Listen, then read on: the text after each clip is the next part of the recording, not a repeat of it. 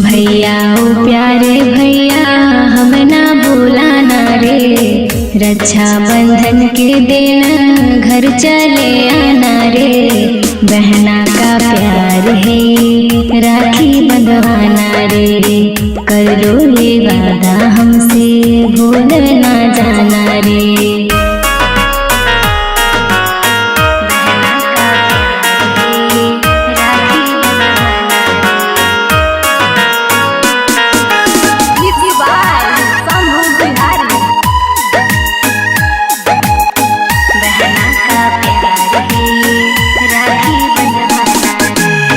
जन्मों जन्म तक साथ निभाऊंगा, करके ये बात मैं तो भूल नहीं पाऊंगा।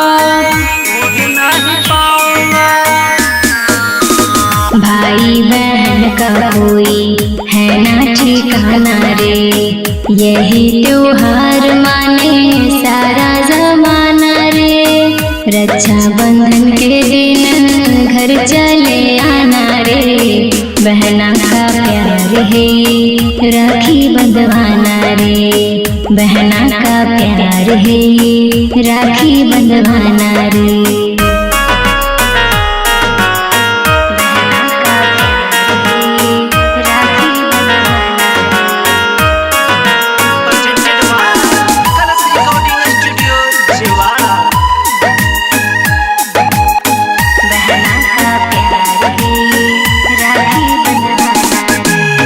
बहना रे मैं तो तेरे सपने सजा दूंगा, तुझ पे कोई आँच आए जीवन लूटा दूंगा, जीवन लूटा दूंगा।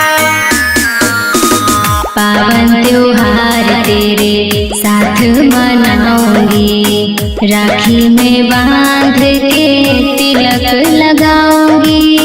भैया दीपावली को तुम भूल ना जाना रे, बहना का प्यार है राखी बंधवाना रे। कर लो ये वादा हमसे भूल ना जाना रे।